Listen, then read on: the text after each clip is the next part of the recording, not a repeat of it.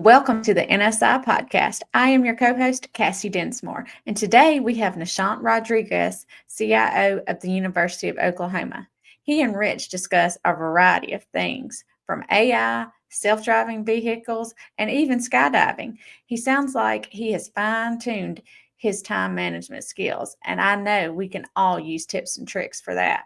Like you said, we can eat less. Why can't we sleep less? Which certainly resonated with me as a mom of three. Nishanth, how are you doing, sir? I'm doing very well, Rich. How are you? I'm doing great.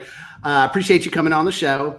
Now, we normally start the show off with some rapid fire questions. So this will be one of those where I give you some options and you have to choose which option that you like best. How's that sound? Sounds very intriguing, and thank you for having me as well. Awesome. All right. Tony the Land Shark, Sparta, or Boomer and Sooner? Boomer and Sooner. Okay. I almost feel like you have to answer that one that way. Star Wars or Star Trek?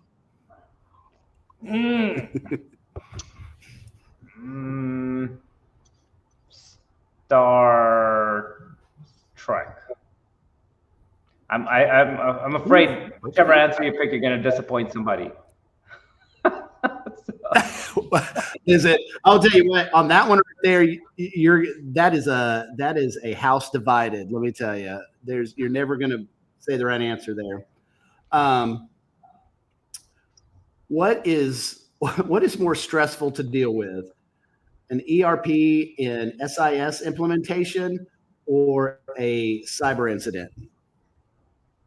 Oh, ERP and SIS implementation easily, because it stays your decisions stay with you forever. Versus a cyber incident, people will forgive you. Fair enough. Yeah, you can get past that, but the other one, it's like every day they're like, you. Right. You're the one. iOS or Android? Android. All the engineers at my firm would just made a friend. We'll just say that. Let's see, and let me see if I get this right. Hindi or Konkani? Konkani, right? Yeah. So Konkani is my mother tongue, and Hindi is the national language. Okay. I was going to ask you, how many languages do you speak? So the traditional model is 3, because you have your national language, your state language, and your mother tongue. In some cases, people have it as the same for all 3. In mine, it's separate. So I went to school for 2 of them, and the third one is my mother tongue, which is Konkani, which you learn at home anyway and with your family. So, right. Assimilation, if nothing else, right? So, although my dad spoke 9 languages, so. Holy mackerel. I struggle with English. I'm not even good at English. Of course, I was born in the South, but so yeah, we struggle in the South with English. But you have your own twist to it, right? Golly, 9 languages. That's true. That is very true. What were those languages? Do you know what all 9 were? I'd have to recall, besides Hindi, English, Kannada, Konkani, Tulu, Malayalam, Arabic. I'm trying to recall what the other 2 are. Kind of want to talk about your career a little bit. So I'm looking at Borges Health, Farrago, Bronson Methodist Hospital, Michigan State University, Ole Miss, University of Oklahoma. Can you just take some time? I'd love to know, when you were, we'll just say little Nishanth, just saying, one day I'm going to be a CIO at the University of Oklahoma. Can you kind of take me through that whole journey? I'd like to just hear about that. That's a lot of cool places.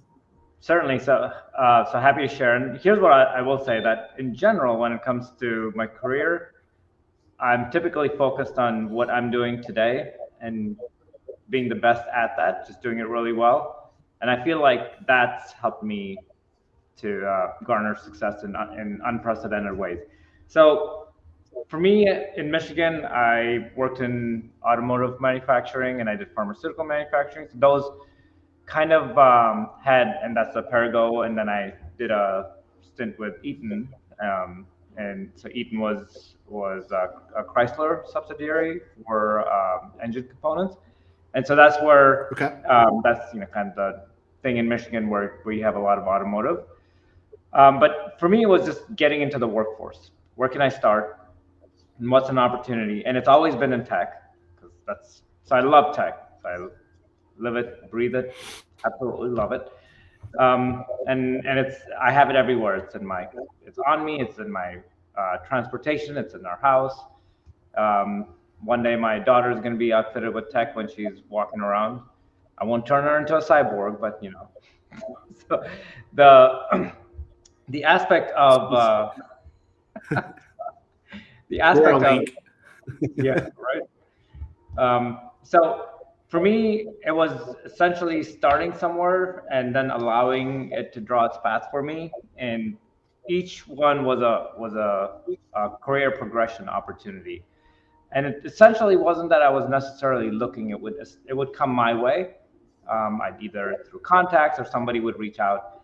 And so I went from manufacturing to healthcare, and that's where I did Borges Health Alliance and Bronson Healthcare. So both gave me significant exposure to a new industry as compared to what manufacturing was.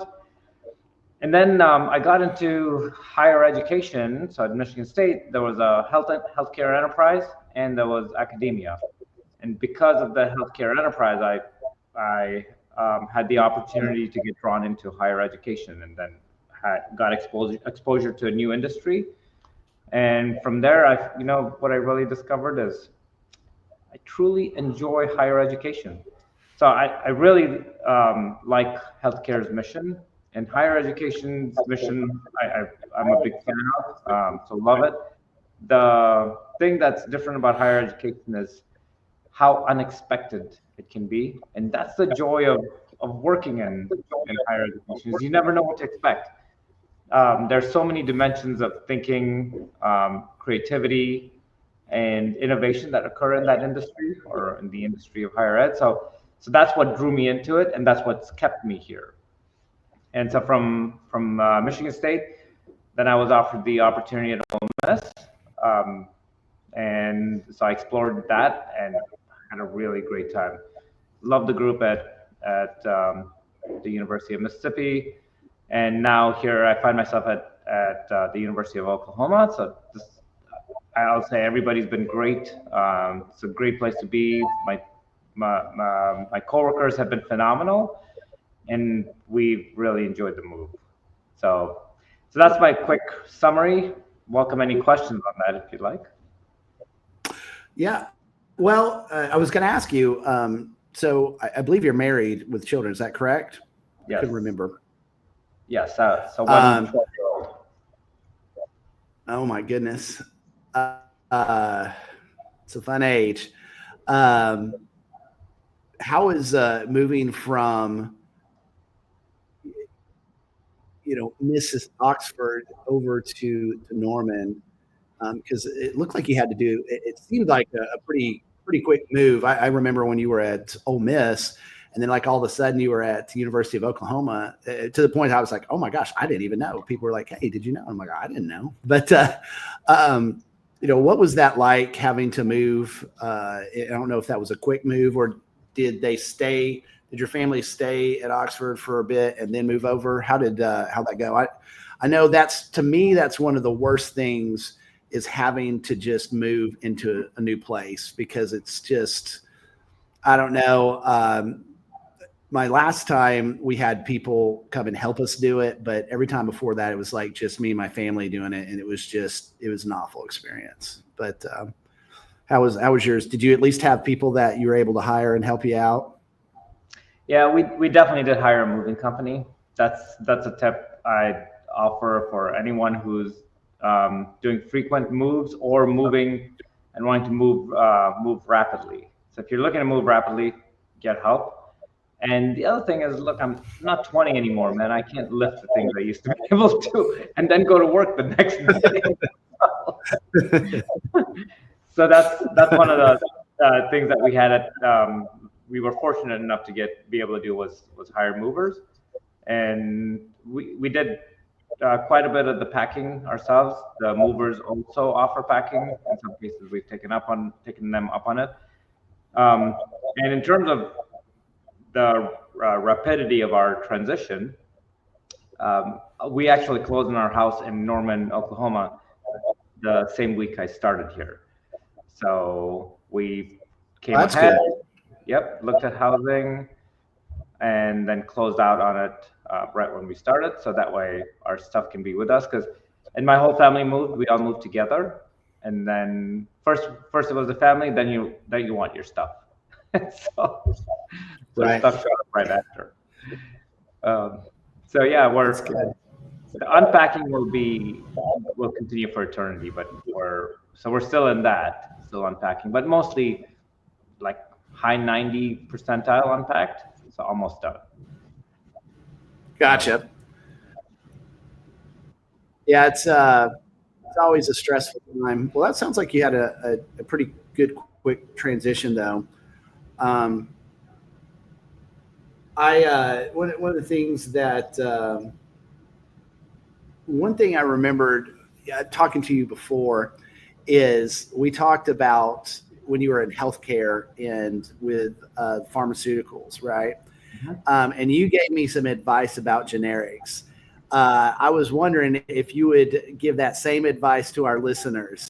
I know you're in the tech world, but I have never bought name brand ever since I talked to you. So you want to share that advice? Now, if Big Pharma comes after you, I'm sorry, man. I wasn't trying to get you in trouble. So in terms of, I'll say it this way, I'll genericize it, Rich. How about that? Please. So one thing, so if I recall our conversation, one thing I mentioned was that the name brand and the generics are essentially almost are very similar products, right? And the reason being that the active ingredients in both have to be virtually identical because they have to meet FDA requirement and regulations. What's different is the inactive ingredients between the two. So if you're looking for the effect of the product in general, it feels like the active ingredients would meet the need. So that's kind of where I've been a fan of the generics. And so that's what I tend to do is I tend to gravitate towards generics. There are scenarios where the name brands might carry more weight, but those are done at the discretion of the medical advisor. But the other thing too is there are situations too sometimes where the generic and the name brand are absolutely identical, and so those are few and far between, but they exist. So it's an aspect of knowing, and so I'm a fan of generics, and I'm also a value-based purchaser. So all of my shopping is based on things I can find on a deal. So that's where generics kind of fit my type of purchasing design, right? So there you go. Right. Nice. So I hope that answers your question. Yeah, and to our listeners out there, if you didn't take anything else from this episode about technology, at least you learned something about generic drugs. So yeah, if I can add one more piece too on that. So when they say on a generics compared to, and they have a name brand listed on there, they can't just stick the sticker on. They actually have to have a third-party lab do that analysis and comparison, and only then can they put that label on to say compared to. And so the third-party lab says that this product, for all intents and purposes, compares to the name brand product. And that's comparing the generics to the name brand. I didn't even know that was, That's interesting. I learned something new from you today. I didn't know that from our last conversation. Okay. Oh. Look at you. Just get me learned up. Can you, you said you always liked technology. When did you start, like at what age were you kind of like, you know what, I think technology is the way I want to go? Or like my mom, like I went into, computer information systems and software engineering when I was in college. And my mom, of course, she was always like, you need to be a doctor or a lawyer. And I'm just like, I just don't know if I want to do that. But I did love technology. How about you? Were your parents like, hey, go be an engineer? Or was it just something you're like, I know it's what I want to do? Well, there's a cultural component there. So for Indians, your choices are engineer, doctor, or lawyer. You have to pick one of those two. So that's just standard MO, and obviously not everybody does that, but it's enough in the culture that if you're doing anything else, you better have a good story to tell. And so for me, I started in computer science and computer systems engineering as a result, and wasn't expecting that my role was going to be this. I actually thought I was going to be the kind of engineer that was building, I don't know, circuit boards or robotics or things like that. And so this was a happy accident that everything I learned was able to be applied to this field, which I actually like a lot better. So I'm more of a front of the house kind of person, like interact with people and get work done. Versus when you're I was going to say, is one of the things that I've noticed, but you don't always get that with someone who's got an excellent mind for engineering. A lot of times, being able to have communication skills, or just actually liking to talk to people. We'll just say that some of those stereotypes are there for a reason, But I joke that I've got the gift of gab, and I'm kind of a yapper, and so that's why I got kicked out of the engineering ranks and pushed over into more of the consultative side. But it's kind of funny, like I've got an engineering team that reports to me, and there'll be times I'll try to talk to them, be like, hey, let me help you out and look at this switch or something. They're like, no, you just come on, boss, just get out of here. Just we appreciate you, but you can leave now. I'm like, okay. Well, but, if there's a silver lining in that, it's the consolation that you've reached a level of leadership where you're good at what you do. And unfortunately, the side effect is you're not good at what they do. Yeah. If I get in there, they start sweating. They're like, "Oh, please, you're going to break something." So, but those days. Unfortunately, my engineering days have long since passed me. But it's fun to look in there sometimes. So I'll tell you one of the things that, and I would be shocked. Someone who gets to your level, and I'll tell you, throughout my career, I'm only here because I had some excellent mentors really help me and feed into me. What would you say is the best advice that someone you work for or a mentor gave you that's really kind of helped you throughout your professional career?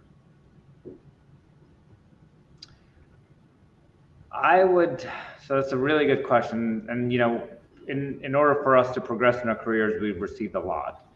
I'd say one of the key things I received was to listen to your constituents and your team members and listen with sincerity.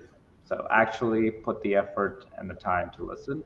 Because when you do, you connect with them in a way different than you'd otherwise expect, and they recognize that you're committed to them. So commit to them in a meaningful way, and it ends up working out much better for everybody. So that's one of my biggest ways. Good. And we talked a little bit about this or alluded to it.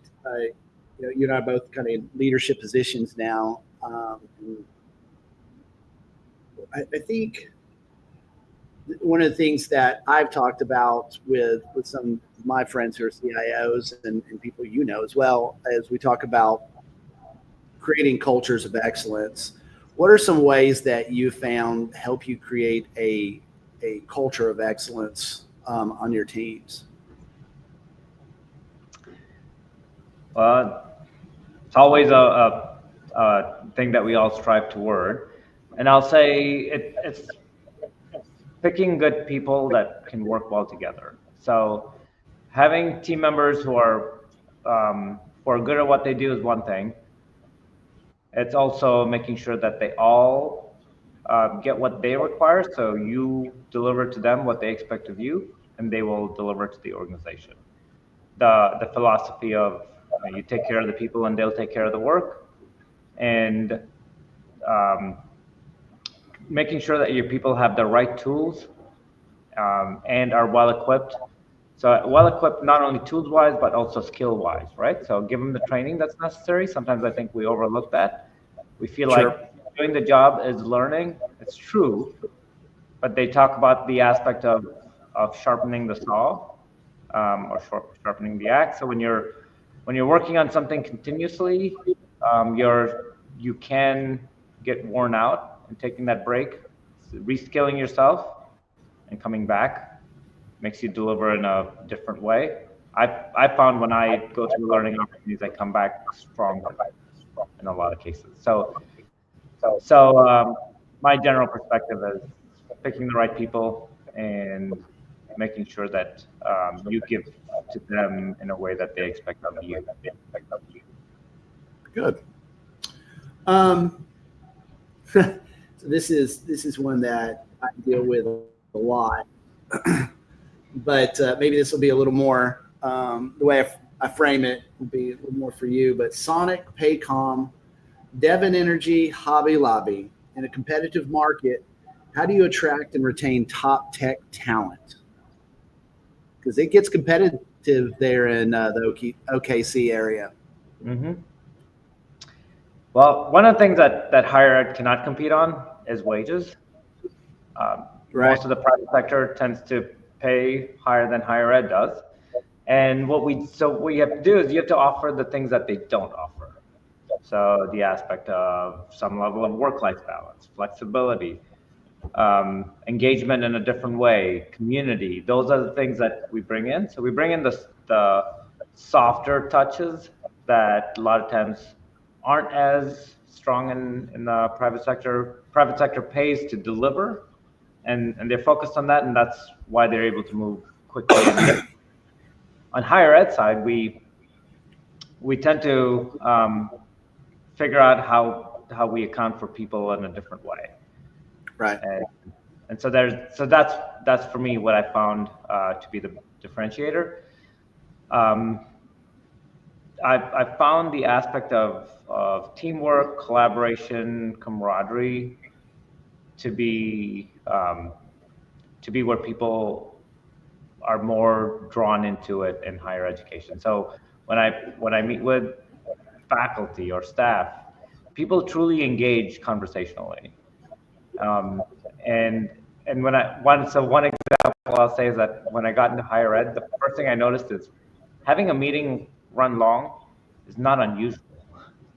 So and for me that was an adjustment, and I was glad for it, because in order for a meeting to run long, that meant that people were engaging, they were conversing, they were interested, Right. and there was a significant level of collaboration. Collaboration takes more time.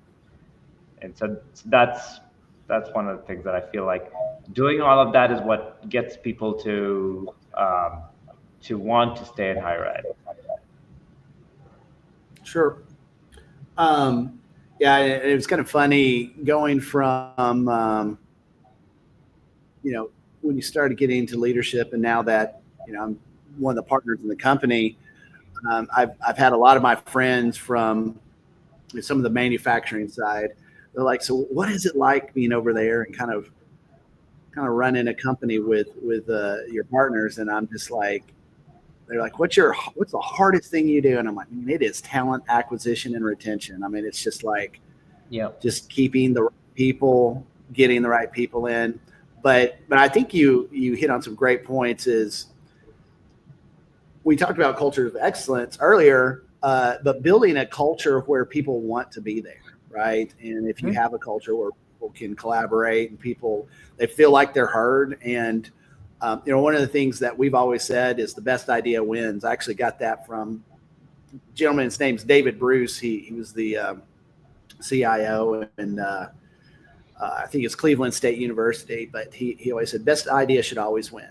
It's like, it doesn't matter who it comes from. And I always kind of took that nugget from me. I was like, man, that's a good idea, and we try to make that a bit of our mantra over here is no matter where it comes from, if you can kind of instill in your team and let them know that they're heard and that they can have a good idea and it'll get pushed up and maybe it'll be the one that we all use. People can rally around that and kind of find some, find some enjoyment in working for a company like that. And an organization too. For sure. I've got it. Well, here's a tricky one. Not too tricky, hopefully, but how does being a technical leader, how do you learn to become politically savvy? Sometimes you learn after you've lost. So, but the key thing though is that you learn by stitches and bruises. Yes.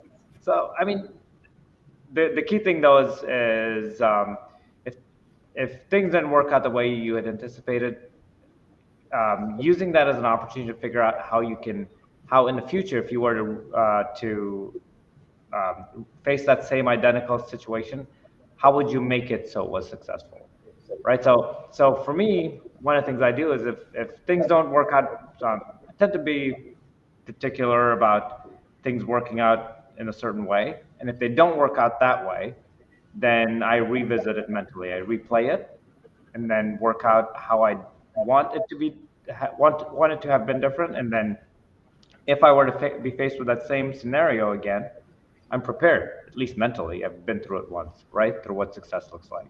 Right.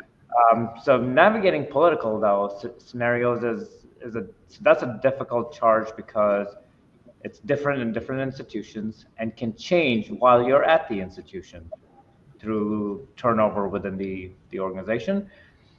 So this is the part where I mentioned connecting and communicating and listening to people matters, because listen to what they say and the aspect of not just listening, but what do they mean by what they say? So different people can say the same thing, but mean different things. And so identifying who they are, what their station is, what their skill sets are, and what are they saying, and how do they all matter. And sometimes it can be a statement that's personal, sometimes it can be reflective of their unit, sometimes it's organizational and so it's the same statement that can have different weights. And the other way to also navigate it is to talk to coworkers or peers or colleagues to understand how best to navigate an organization and how to be politically savvy. So being politically savvy relates to the organization you're in and the people you're interacting with. And so learn from others is always, people have been there, people have done it. Ask them, and they don't have to be ones within the organization, right? They can be ones from outside. There can be ones that say, oh, sitting on the outside, this is what I've seen. Or I was there, now I'm not, and here's something. So I also try to attempt to connect with the past person that might have been in the role I might have assumed. That's a good idea. And so because they can advise you in ways that others may not be able to. Yeah. You get kind of an honest opinion there, right? And right. Instead of people looking through the lens of, I got to say the right thing because I don't know if this will come back to bite me. Kind of like this thing. So, yeah, right. I got to watch out. Don't worry. I'm just going to deep fake you later and you're going to say all kinds of stuff. But, so how do you justify IT investments to shareholders who might not fully understand technology? I'm sure you've never had to explain technology to people who just didn't get it, right? Why you needed to spend money on it. Nope, never had to. At least I thought I never had to. Next question. Yeah. So I think that's an excellent question. It's actually a very meaningful question for almost anyone that's in a field that's fast evolving. Is trying to make the case for your spend. When you talk about technology, it's not inexpensive. It's always a tall ask, and it has a continuous run rate too, right? It's not a one-time buy. So how do you make that ask and define the value? And what I try to always attempt to do is rewrite the value from a perspective of how it matters to the people I'm presenting it to. So if we're going to release an iteration of, let's say AI doesn't exist in this organization, we're going to release AI, and we want to build it out and add capabilities. Okay, I think we all understand the value of it in different ways, but how would it matter to the institution? How would it improve the outcomes for faculty, staff, and students? How would it make the organization more efficient? How would it help with organizational alignment and initiatives? So those are the things you have to think through. It's a big out of the box thinking that doesn't relate to the very specific task that you're working on, because we think of it, you and I, we look at the objective and the task and we see it as an engineering feat. Many others who aren't necessarily in engineering role might look to understand it differently. And so how do you relate it to them? How do you relate it? So when you talk to a board, how do you explain to the board that having this will improve this metric or increase student retention or increase the rate of matriculation? And then you have to also explain how, right? So that's the aspect of defining the benefit from a non-engineering standpoint, from an end user use case and an institutional benefit perspective. So that's how I've had a good amount of success. Yeah. Good. It's good stuff. So I've asked this question a couple times to other people, and we asked it on the last podcast, but and it's one of those questions all CIOs get asked in these types of interviews. But what emerging technologies do you believe will have the most significant impact on the business in the next 5 years? Next 5 years? We could say 1 or 3, but yeah, like what's really going to be, let's go 5 years. Okay. So one of the things, if you say 5 years, I have one answer. If you say, 15 years, I'd give you a different answer. So let me share on both thoughts. So I think in the next 3 to 5 years, I think the capabilities of AI will evolve in a way that we don't anticipate today. So it came on to the forefront with a lot of opportunity, and since then it's demonstrated some and not been able to successfully demonstrate others. But that's the aspect of evolution, right? So it continues to get better. So how organizations leverage AI is the thing that's going to possibly change and impact not only the employees of the organization, but the full customer base. So that's one piece. And I think we can all anticipate that, the AI thing, everyone's going to give you that answer. So the one that I feel like is on the horizon, but the distant horizon, for varying reasons, is self-driving vehicles. And the reason I say it's on the distant horizon is because it still has things that it has to work through.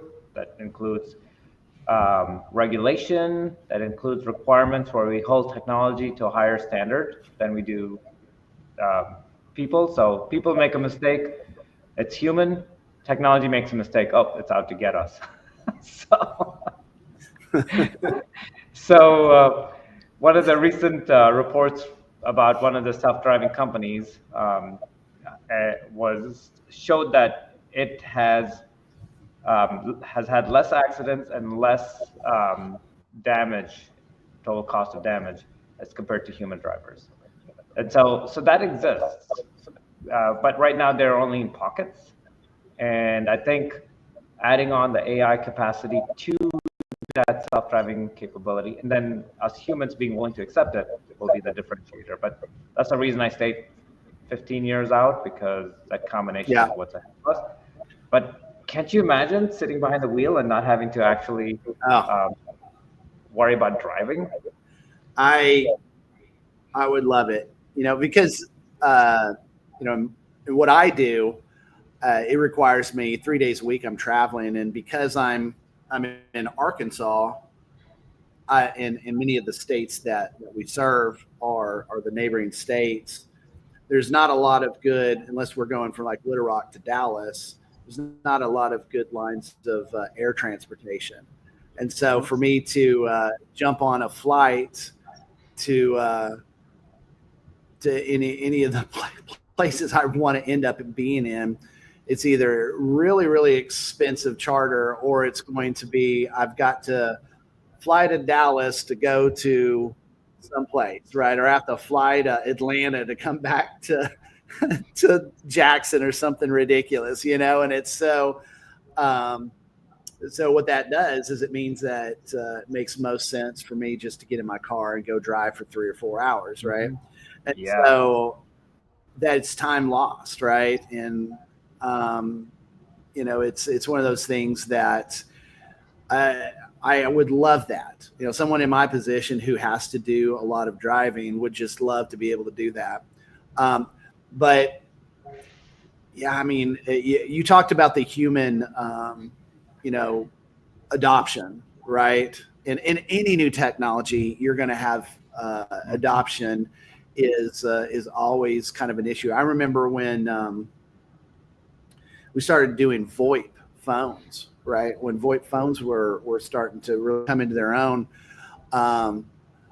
There was I was at a health science, an HSC for a large university, and we were there and we were pitching. I think I was with HP, and we were pitching with Microsoft, and we were pitching to the telco the director of telco, right? And that used to be a thing. I mean, you probably still see that title somewhere, but now it's usually like the director of networking.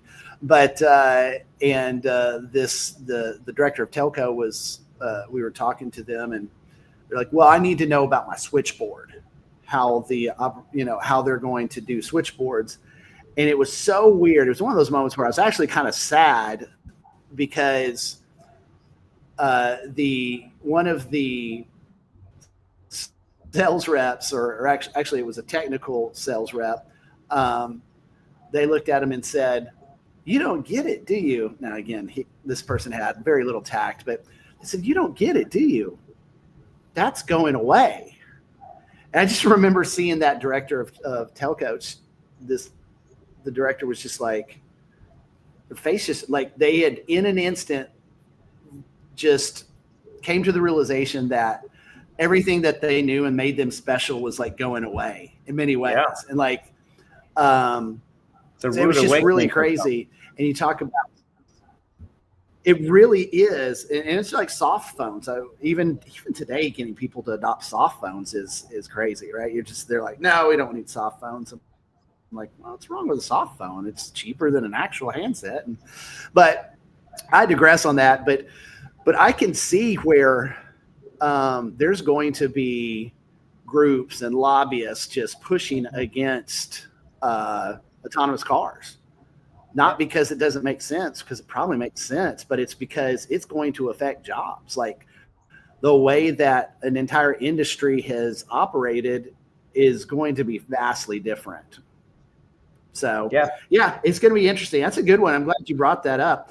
I'm going to bring one up that I've been thinking about is drones, just different types of drones, seeing kind of how drones are affecting not just in the military, but just everyday life. I could see drones going back to delivery, right, and things like that. And they're not autonomous, but they can be. You can write in coordinates, right? So anyway, there's some pretty exciting technologies down the road. I knew you'd bring up AI because it's on the tip of everyone's tongue. And can I be careful? Go ahead. So the comparison of so I'm glad you brought up the VoIP example, analog to digital, and that's one of the examples of where people are going to struggle with the AI transition, right? Because it's going to mean working differently, and all of a sudden they're going to realize that they have to change how they work to deliver the same or a better result. And what it does is it increases efficiencies for the organization, but it's also happens so abruptly and so drastically. That's where humans struggle with change. Is we like change to be steady and the transition to be planned and anticipated. And when these disruptive technologies show up, we're not ready for them. So our instincts, which have served to keep us alive for so long, is to go against change, right? In some cases, yes, we go for it. Some cases we don't, right? So that kind of change feels like it's going to be disruptive to our livelihoods. That I'm out. Right. Yeah, well, it's good. It's going to be interesting to watch. The joke I've told some of my friends is you got to be careful with AI. If you say it 3 times in a mirror, a Terminator will come behind you, but they'll take your kids away or something. But I do agree. I think AI. Just ChatGPT, Copilot. I mean, there's so much that, and those are just small ways. And I think you kind of brought that up. There's just kind of really small ways that they're being proved out, but really the way that they can help in the future is just, I won't say it's limitless, but there's a lot more that we can do with it that's going to help, even just the way we can start making decisions as leaders, right? And so the drones piece too, you mentioned, right? Oh, let me share an idea for your travel. Is what if you considered getting a single engine pilot's license and then chartering a plane? So they're actually inexpensive when you charter a private single engine, and then fly to your destination. So you shorten the time, less stress. There's the autopilot on those planes.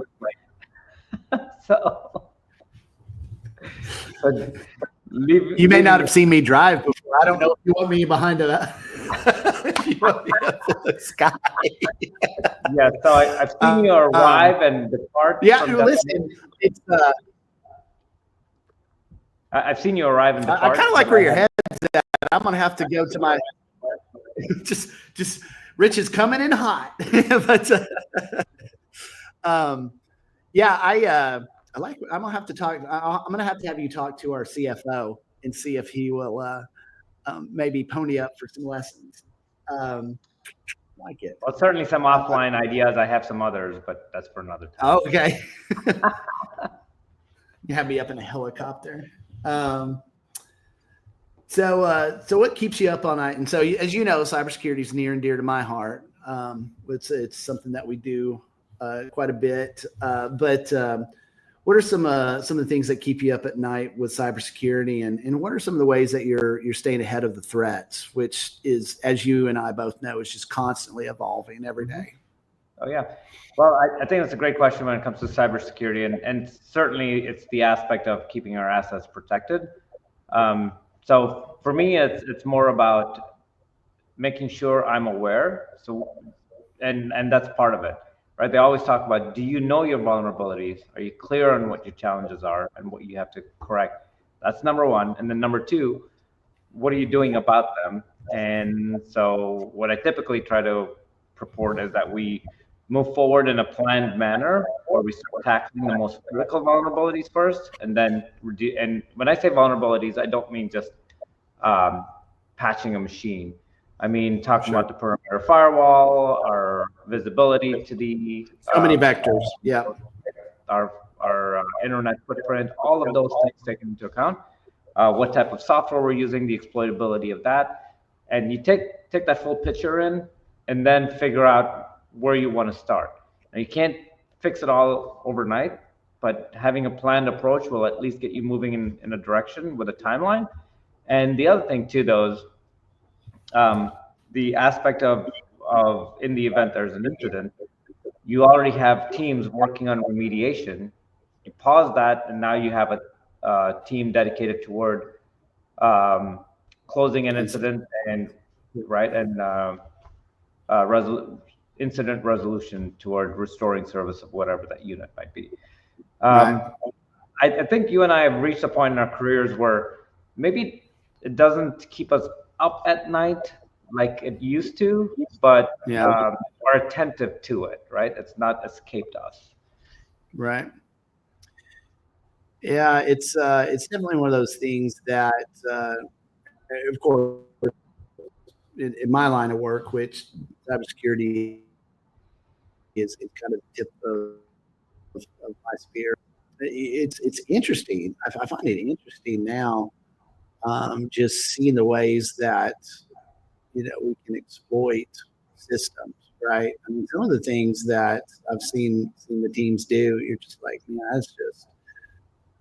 it's unbelievable. Like I never would have thought to do that. Like I just wouldn't have thought to do that.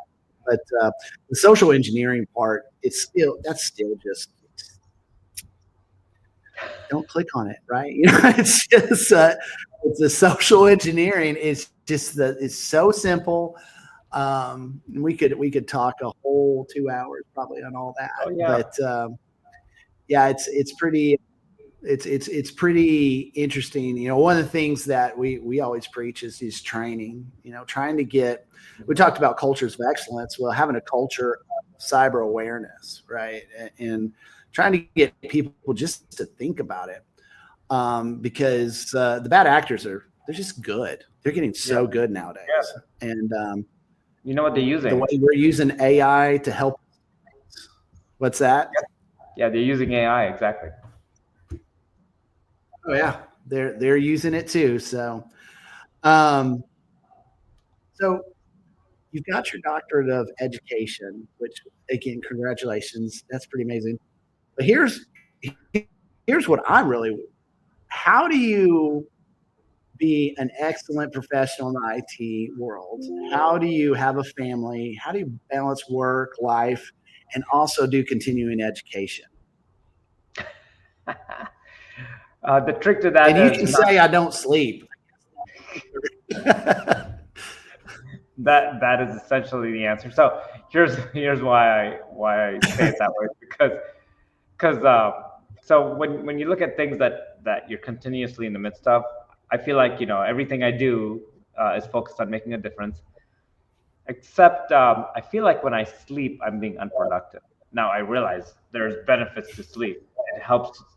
The aspect of sharpening the saw, that's where it comes in. But I feel like I really wish I could shorten my sleep window, right? You can eat less, why can't you sleep less? So it's a good question. I think I was watching a podcast one time and they said it is impossible to function at 100% with less than 6 hours. I don't know how true that is. I'll have to go back and Cassie we'll have to fact check me on that. But yeah, I mean it's one of those things where you know, when I was in the military, there were times where we would go for hours and hours on end with very little to no sleep. But I mean, you hit a point, and of course I was young back then. I'm not a spring chicken anymore, but you know, you get to a point that you can't operate at the same level as you, not only when you were younger, but just in general. So, but yeah, it's a thing, and you get to the end of the day, and you're like, I still have so much to do. So let me share a tidbit too on in terms of, so one of the things you and I have talked about is being efficient with our time, right? So that's how you get more done than you would otherwise. And so being efficient also means being well planned and well prepared. So when others have heard me say this too, like if there's a meeting that I wasn't able to attend, and it was recorded for some reason, and the recording was made available to me, guess what I do with the recording? When I'm driving, when I'm brushing my teeth, when I'm getting ready, all of those times are when I'm listening to the recording. And so it's always queued up. So if you look at my phone, I always have something queued up. And and there's the aspect of having an audiobook. So the times I have many audiobooks that are queued up. The only reason I can't listen to them is because I have so much more that I'm trying to stay ahead of or get caught up on. And the other thing is, like, if you have a long document, a few dozen pages, you play it through your phone as a text to speech, and so you can get the document done while driving, and so those are numerous mechanisms. But I typically, and the other thing too is everything is running more than 1x. So yes, I would wait for you to say that. Yep. So recordings, depending on the meeting, it's between 1.4 and 2 is what I found. So sometimes there are some people I find in meetings that already speak fast. So if I try to double that, then I don't hear it. It's just gibberish. So so you have to find that spot. Books in general, I find or documents 1.65. So it's a robotic voice, but I can play it at 1.65 and consume that information. Yep. So yeah, so that's all it is just speeding it up and doing more in the same window of time. So I try not to have any downtime. So what I don't do is I don't watch shows like series. I might watch a movie here and there, but I don't watch a series because then I have to finish it, and I don't know how many seasons it is. And so I'm committed to finishing what I start. So I don't want to start it. You got to take a vacation just to burn through a whole series. Well, I've done a season of a show over a weekend, a full season in a weekend. So we did some training this past week, and one of the things we were talking about was time management. And one of the things, are you familiar with the term doom scrolling? I don't know if you, boy, I tell you what, we had quite a few people. I said, has anybody ever heard the term doom scrolling? And like 3 or 4 people they're like, yeah, that's me. 3 o'clock in the morning. I don't know why. And I'm like, can't do it. You get some rest. But I said, if you're going to do that, put something on an audiobook or something else and just learn, don't doom scroll, learn. So, yeah, but no, I'm glad you said that, because I can crush through a meeting, or I can crush through some technical documents at 1.5 so much quicker than sitting through the meeting sometimes. So, but, I'll tell you another, this is going back to the AI thing. We use read.ai, and I tell you what, when you're getting notes or you're doing meetings, having one of those AI note takers, it's a lifesaver, and you don't have to worry about going through and taking all the notes. I mean, I still do like some real big highlights, but normally I'll look at my notes and then I'll see Read AI's notes. And again, we're not sponsored by Read AI, so that's some free advertisement, I guess. But I look at their notes. I'm like, man, they are pretty good, man. They're better than my notes, you know. But and they tag who said it too. We're starting to kind of come. Yeah. Oh, yeah. I know, right? And you have to be careful what you say sometimes because they'll catch a lot. Yeah. So, but congratulations again on getting that doctorate. I've got some ending questions. I will also say one quick mention that credit to my family, right? Whenever you're trying to do more, your family has to be with you and supportive, and absolutely. So they take on a larger burden with me taking on a new job, or us moving, or me pursuing a degree or some initiative. They take on more, and they're very willing to be accommodating, and that's important. So just wanted to mention that. Thank you. Back to you. Gotcha. Yeah, no, I think that's a great call out, right? We're nowhere without our family.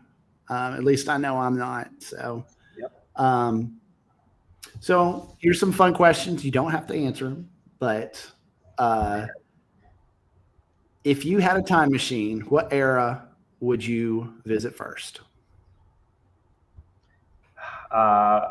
So as long as the time machine, so the caveat is of me having access to all of my current tools, then I would say the era of the dinosaurs, because that's such a mystery. And so sure. So that's of interest from one angle of me just wanting to learn and experience something new. Okay. So was young Nishanth interested in being a paleontologist, maybe instead of an engineer? No chance, because it's not in the DNA, man. It's only doctor, engineer, lawyer. Weren't you part of that conversation before? Man, I missed it. I want to study dinosaurs. No, son. My mom was the same way. She's like, don't you want to be a lawyer? And I'm like, I don't think so. You know, doctor's good. She was a nurse. So she was like, you know, you should be a doctor. I'm like, no. So we settled on engineering. Name one interesting factoid about yourself none of your coworkers know. I talk too much, so I can't say I have any left. Just an open book. That's how I do it over here. Up in Norman, we're just telling all secrets. Yeah, the none part. Let me see. I can say not everyone knows that I've been skydiving, solo jumps, so by myself. Oh, really? Yeah. Okay. So you said a solo jump? Yep. With a so no tandem. You jump out of the plane by yourself and panic all the way down. Right. After 6 hours of training, by the way. So what? Can I just ask you why? Because I'm just so risk averse now that I'm older. I mean, was this something you did when you were younger, or do you like still do it? I haven't done it in a while recently. It's also having access to it, right? So it has to be available now. Now that I've moved to Oklahoma, I noticed that it is available close by, so maybe it's an option. I'd have to make sure. Okay. Yeah. So for me, it's all about trying new things and new experiences. So, you know, some people like to try new food as a new experience. For me, it's trying something that isn't typically available. That might kill you. Well, so there is a money back guarantee that if your chute doesn't open up, they'll give you your money back. I bet your wife was so happy about that. Was that how you sold it to her? Is it just like, hey, listen, it's a money back guarantee, hon. I mean, Can't go wrong. Oh my gosh. All right. What is if you had one favorite quote that you could pass on to the kind of the next generation of IT professionals coming up, what would that quote be?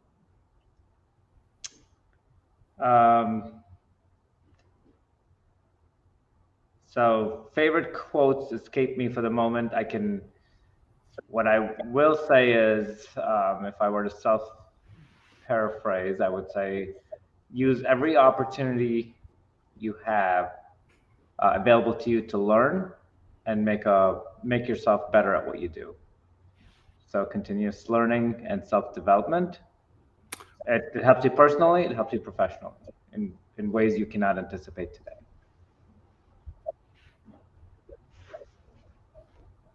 Awesome. That's a good place to end us today. Thanks so much. Thank you so much for coming on to the show. Hopefully we can have you on again sometime. Maybe we'll do a panel. I was talking to Trey over at Mississippi State University. We're trying to see if he'll jump on as well. But I did want to say it was very exciting for you to get this new job, and congratulations, University of Oklahoma. What an excellent organization, another R1 research institute. So congratulations, it's well deserved. Thank you, Rich, and I really enjoyed this. I appreciate the opportunity, and likewise, I hope we're able to do this again sometime. Thank you for tuning into the NSI podcast. Don't forget to hit that subscribe button and share. For more information, visit us at nextstepinnovation.com.